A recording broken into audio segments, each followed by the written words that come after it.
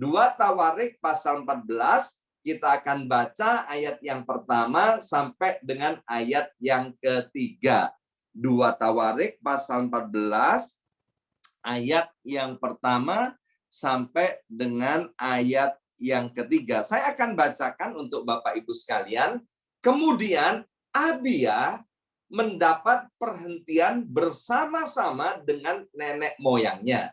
Dan ia dikuburkan di kota Daud. Maka Asa, anaknya, menjadi raja menggantikan dia.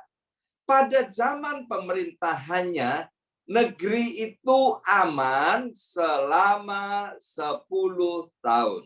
Ayat yang kedua. Asa melakukan apa yang baik dan yang benar di mata Tuhan Allahnya. Saya ulangi, ayat yang kedua.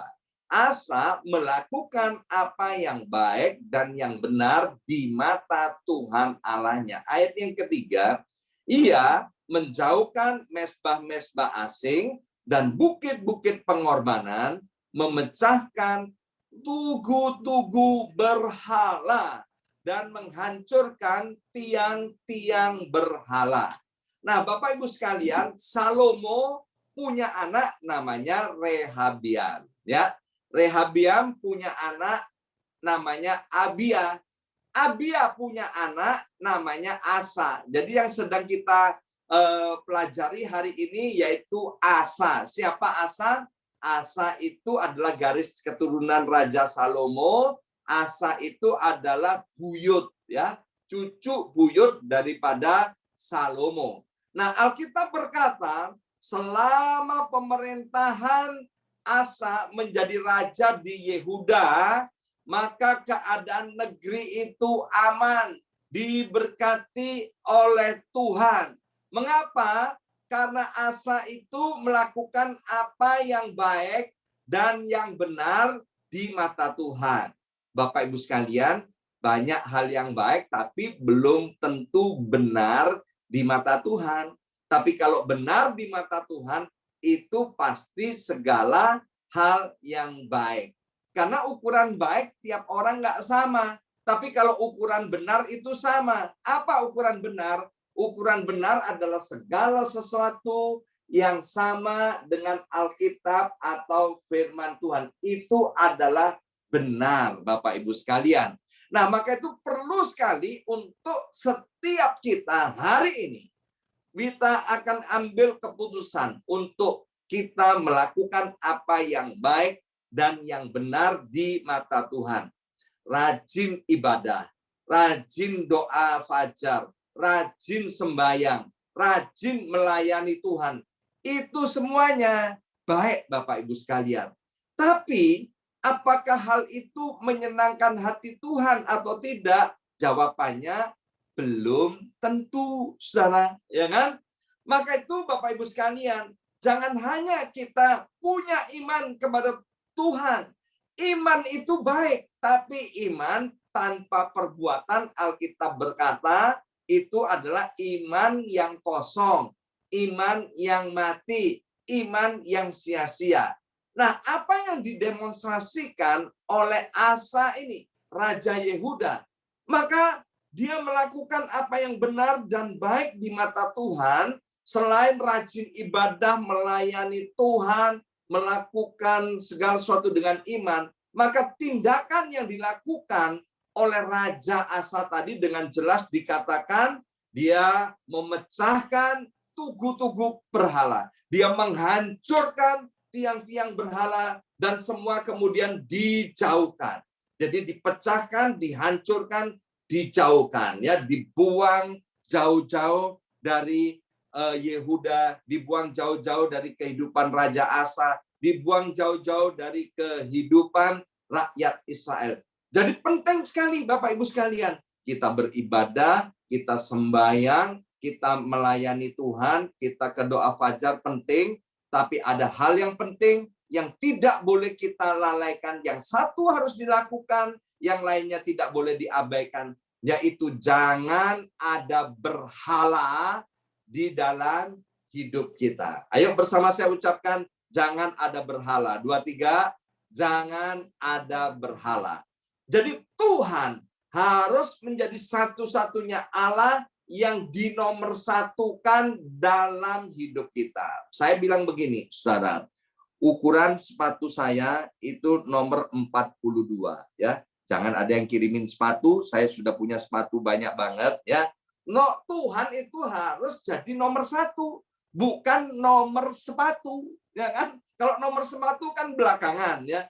Tapi Tuhan harus jadi nomor 1 dan Tuhan tidak mau kalau kita mendua hati. Kita ingat bagaimana perjalanan orang Israel dari Mesir menuju tanah Kanaan. Mereka jatuh di dalam dosa penyembahan berhala. Akibatnya apa, saudara? Maka orang Israel itu dimusnahkan. Nah, Tuhan itu cinta kepada kita. Maka itu hari ini Tuhan mengingatkan kembali. Mari kita introspeksi. Apakah ada berhala di dalam hidup kita? Mungkin apa? Drama Korea. Mungkin tontonan di televisi. Mungkin hobi-hobi kita. Olahraga kita. Ya, bukannya kita nggak boleh nonton televisi. Bukannya kita nggak boleh olahraga. Bukannya kita nggak boleh main game. Tapi kalau itu semua nomor 1 lebih daripada Tuhan, kita spend time, kita meluangkan waktu untuk hal-hal itu jauh lebih banyak daripada untuk Tuhan, itu namanya berhala. Ya, maka itu yang pertama. Hari ini Tuhan mau ingatkan buat setiap kita. Mari kita singkirkan berhala-berhala yang ada di dalam hidup kita.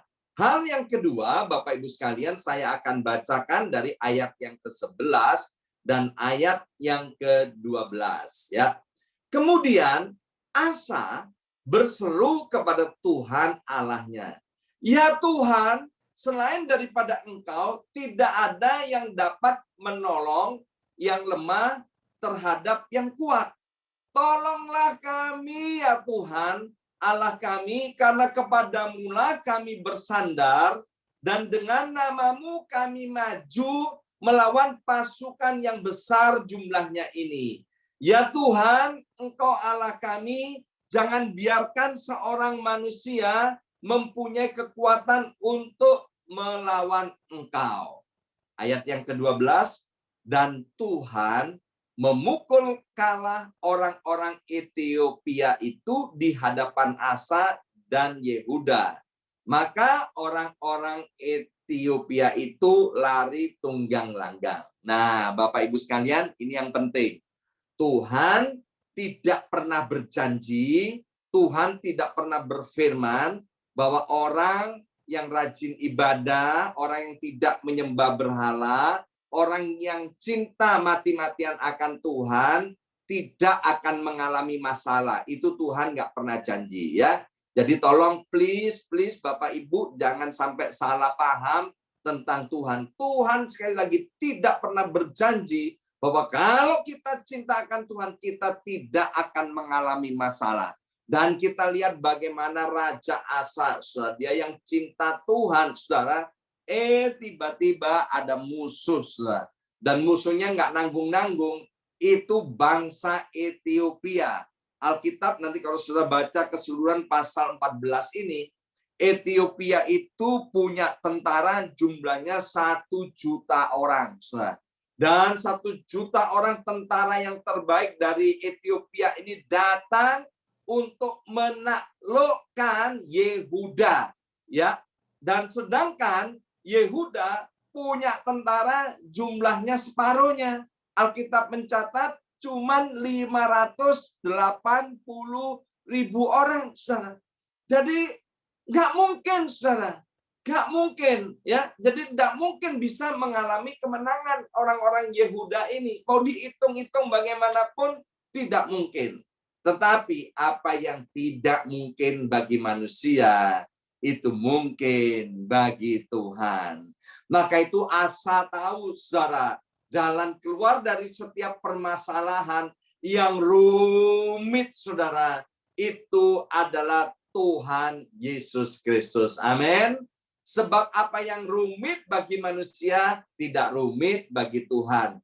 Apa yang kelihatan besar bagi manusia di hadapan Tuhan itu kelihatan kecil. Bukan kecil aja, tapi kecil banget, saudara. Ya, maka itu, saudara, asa datang kepada Tuhan, angkat tangan.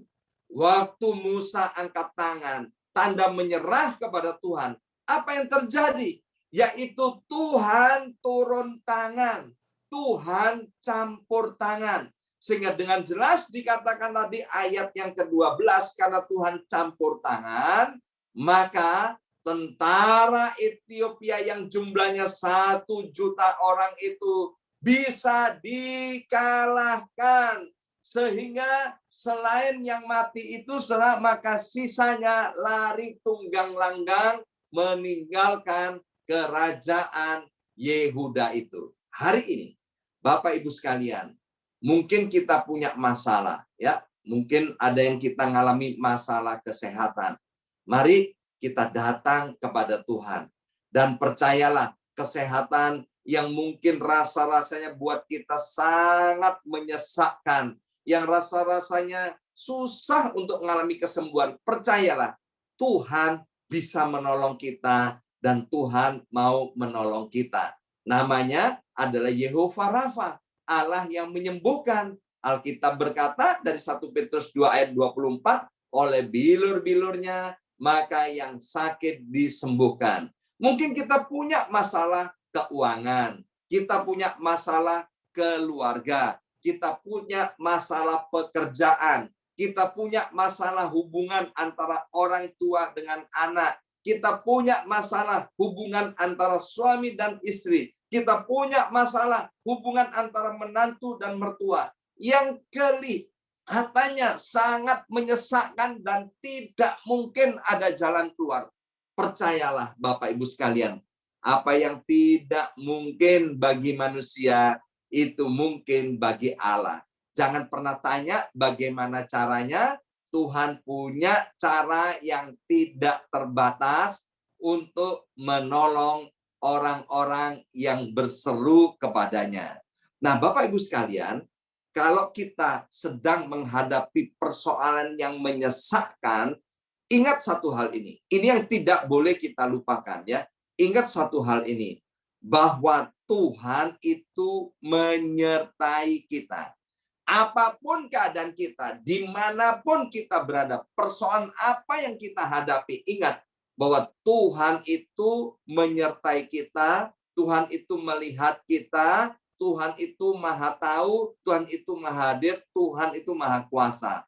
Alkitab berkata bahwa orang yang mengandalkan Tuhan, orang yang berseru-seru kepada Tuhan, orang yang berharap kepada Tuhan, itu tidak akan pernah dikecewakan, ya. Jadi karena Tuhan menyertai kita, mari Bapak Ibu sekalian, dalam kesesakan jangan lari daripada Tuhan. Justru dalam kesesakan kita harus makin dekat kepada Tuhan dan arahkan pandangan kita kepada Tuhan. Kalau mata kita mengarah kepada masalah kita, mengarahkan kepada persoalan kita, maka kekuatan kita akan menjadi kecil. Dan ketika kekuatan kita menjadi kecil, kita nggak akan pernah punya semangat, saudara. Semangat itu penting, ya. Jadi hari-hari ini, apapun keadaan kita, baik kita ada di Amerika dan ada di Indonesia, tetap semangat. Arahkan pandangan kita kepada Tuhan sebagai penolong dalam kesesakan. Tuhan itu sangat-sangat terbukti. Saya sudah melihat dengan mata kepala sendiri. Saya juga pernah mengalami dalam kehidupan ini ketika mengalami kesesakan dalam keuangan, mengalami kesesakan dalam kesehatan, mengalami kesesakan dalam persoalan keluarga rumah tangga, mengalami kesesakan di dalam pekerjaan, mengalami kesesakan dalam hubungan. Ketika iman saya tidak menjadi gugur, tapi ketika saya tetap berharap kepada Tuhan, ketika Ibu Yongki tetap berharap kepada Tuhan, berteriak minta tolong kepada Tuhan, maka Tuhan turun tangan, Tuhan campur tangan, dan pertolongan Tuhan itu datang selalu tepat pada waktunya. Tuhan berkata bahwa pencobaan-pencobaan yang kita alami tidak akan pernah Tuhan izinkan melebihi kekuatan dan kemampuan kita. Alkitab dengan jelas berkata, pada waktu kita mengalami kesesakan, Tuhan sudah menyiapkan jalan keluarnya kepada kita. Yang penting, bagaimana kita harus berlaku benar dan baik di hadapan Tuhan. Jangan ada berhala di dalam hidup kita. Andalkan Tuhan di setiap langkah kehidupan kita. Dan percayalah, mujizat itu pasti terjadi. Kalau Raja Abia pada zaman perjanjian lama ditolong oleh Tuhan. Kalau Raja Rehabiam pada zaman perjanjian lama, kalau Raja Asa pada zaman perjanjian lama ditolong oleh Tuhan, apalagi kita yang sekarang disebut sebagai anak-anaknya. Percayalah, Tuhan pasti menolong dan menyertai kita. Amin. Mari kita berdoa, materaikan setiap benih kebenaran firman Tuhan ini, ya Aba, ya Bapa. Ora mata kaya syandara malabala. Biarlah Tuhan semua berhala-berhala sekarang kami mau singkirkan dari dalam hidup kami, Tuhan. Seperti Raja Asa ini menyingkirkan berhala-berhala itu. Dan setelah itu kami mau mempererat hubungan kami kepada Engkau. Kami mau berharap kepadamu saja, Tuhan. Dan kami percaya kami akan mengalami mujizat demi mujizat dalam kehidupan kami. Dalam nama Yesus. Yang percaya bersama-sama katakan, amin, amin, amin.